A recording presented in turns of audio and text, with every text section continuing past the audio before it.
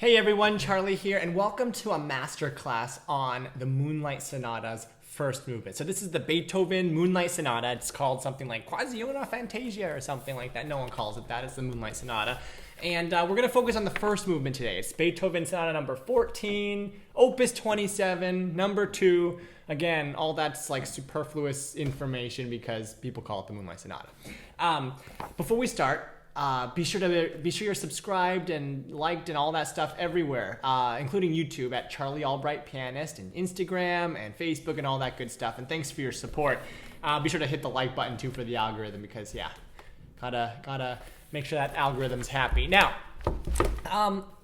some of you might have seen the 60-second piano lesson I did on this, and it's hard to do anything, teach anything in 60 seconds. But I want to spend a little bit more time and just kind of go over kind of the main stuff of the first movement of this piece because it is such an iconic piece and it is such a beautiful one. And this is one of those pieces that no matter how you play it, people will be like, oh, that's not right, because there's, just as many ways to play it as there are people. So, this is just my opinions on how I like to play the piece. And I've been performing this quite a bit lately, all around. And so, and also people sometimes ask me which edition of music I'm using. I am not like by any means edition snob. I really couldn't care less about which edition I'm using. I'm using one that I've had since I was like a kid. This is the Schenker edition. I don't know. When I buy scores and stuff now, I usually just buy Henley or Text because I guess it's Urtext, so they didn't touch it. Like there's little minimal editing, and also like the paper quality is good and it seems to stay open well. Like this one doesn't. Like I've used this for years and it still like comes open. That's annoying. So for me, like the most important thing is like how the pages feel and if it stays open, because look at that. See what I'm talking about? So anyway, I'm not like saying that this is a good edition or a bad one. I just don't like the way the paper opens all the time. So that's my little gripe. All right. So this piece of music is super iconic, and the first movement is actually pretty simple. There's not a whole lot of notes. It's simple in a technical sense, not a musical sense. There's a whole lot of notes, and everyone knows how it's supposed to go. And there's a lot of discrepancy on how fast you should play it. Some people play it pretty fast.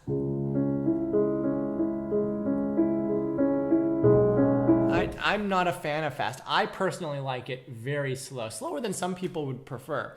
And playing it slower is actually harder because you have to keep those long lines going over a longer period of time than you would if you're playing fast. A lot of times people who are starting music think, oh, it's harder to play fast than slow. And sometimes, yeah, but a lot of times, no, it's actually harder to play slowly well than to play fast. Because when you're playing fast, you kind of just skim over stuff, kind of hide stuff. But when you're playing slow, everything's exposed, and also like it's easy to let it becomes just broken up and not cohesive. So anyway, this piece is simple technically, but in terms of the emotion, you probably can't play it right till you're like 90 years old and have like a lifetime's worth of wisdom and experience. But the left hand's basically just supporting the piece through the whole movement. And you can think of that as its own melody, kind of a counter melody maybe. But I like to have it be deep and rich. So instead of playing with your fingers, just going, to play deep and rich, you really want to use the weight of your arm, the weight of your shoulder to push down. And you can play deep and quietly. Deep doesn't necessarily mean it has to be deep and rich, loud, which it can be, but you can play deep and rich very quietly. So I think that's how that should be generally through this piece. The right hand is just doing a broken chord. And what you want to do is make sure that it's even. Every note, especially the slower you play, the more it stands out if it's not this way. Every note should be precisely placed. It doesn't mean that everything has to be exactly metronomic. You can still ebb and flow, and you should. It's music. But it should be, I think it should be done in an intentional way. Like if you crescendo or decrescendo, if you accelerando or decelerando,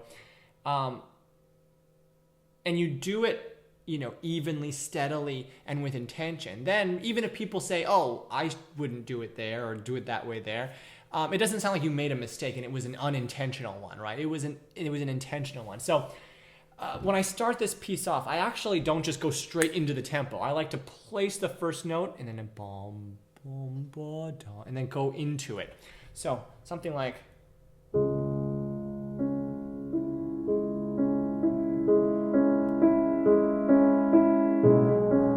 keeping that left tone, the left hand deep and rich. Crescendoing and decrescendoing where appropriate.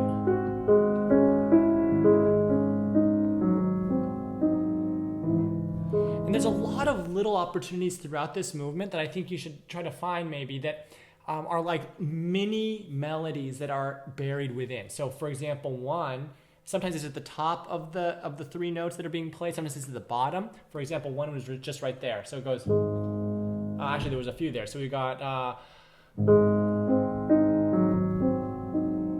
the G sharp, F sharp, E. So that's a very beautiful thing you can kind of bring out a little bit. Same with the top. Just before that, let's see where we can start. Top note.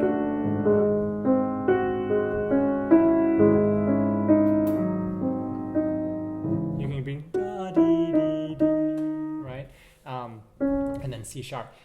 Anyway, so little things like that you can bring out here and there for variety, and it just adds that little extra level of beauty to it. Now, when you're in measure, 4 right now? This is the first time that a single note comes out. It's so haunting. Sorry. Let it sing out. I don't think it, for me personally, I don't like playing. It's painful, especially the first one. So I like to take time as well. Breathe.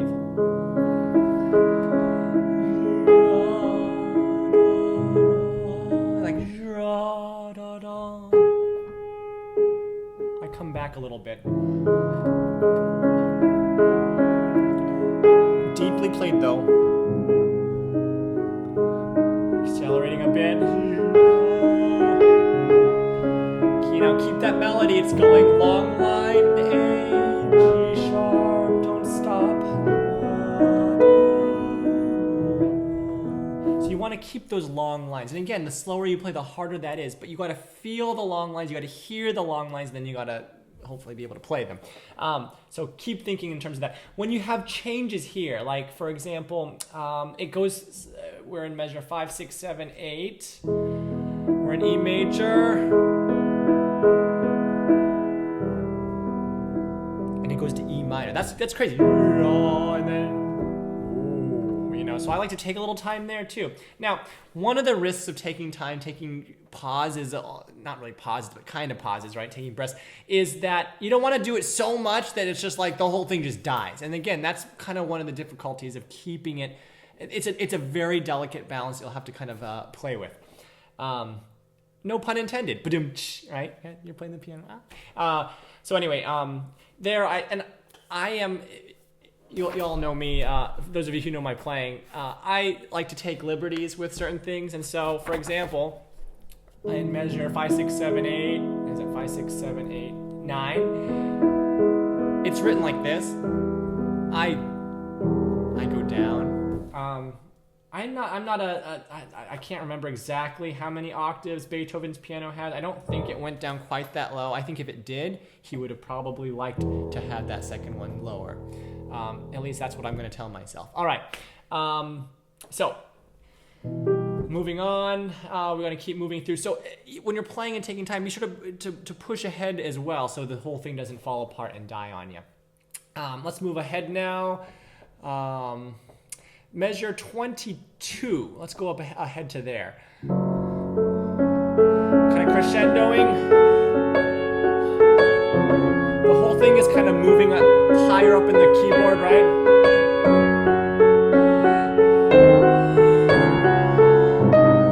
This is a very long line. It continues D sharp to E. And then coming coming down. Now the melody is in the right hand, and then lower down in the right hand. Think of it almost as a dialogue. So we got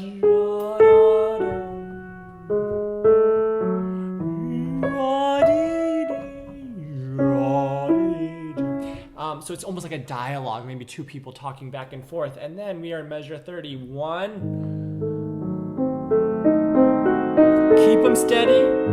You can get faster, but it needs to be intentional. Don't let it run away from you. But shape all of them. You know,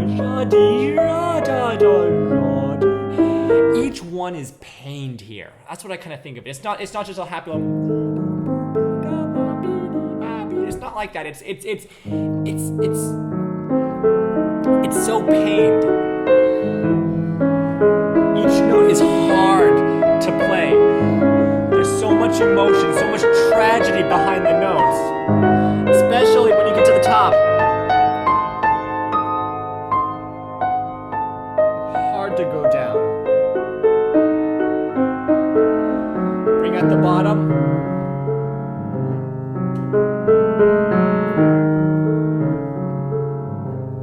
And then it changes, go to natural. And then I kind of move ahead to kind of make up for some of the time.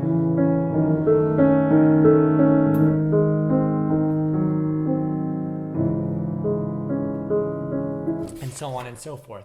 When you get toward the end, let's see, there's a spot that I wanted to touch on. Let's see if I can find it.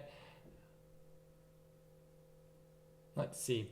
Yeah, when you get toward the end, it needs to all kind of wrap up, kind of finish, right? So let's, this is the part I wanted to mention real quick. Measure 45 section. There we go, 46. It's kind of like before, but this time you're building, and then nothing. So sudden, subito piano, come down. Use that soft pedal. I use a lot of soft pedal through this. Don't be afraid, because not only changes the volume, the dynamic, but also changes the color. So again, starting at 45, it's almost like it's an unexpected twist. Things are looking nice. Moving ahead. And then keep the top scene though. Is it suddenly unexpected? What's happening?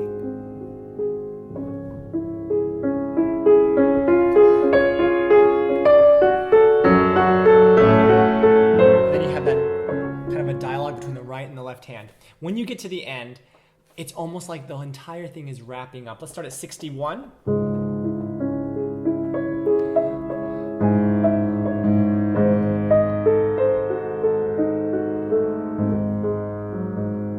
Actually, let's rewind a little bit before that, when you start having that in your left hand. So let's go back to 58. You want to shape the. It comes in groups of two, so I like to go more and then coming down, more and then coming down. So we've got 58,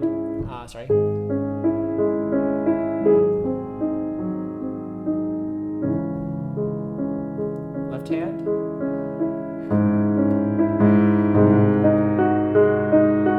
and then coming down.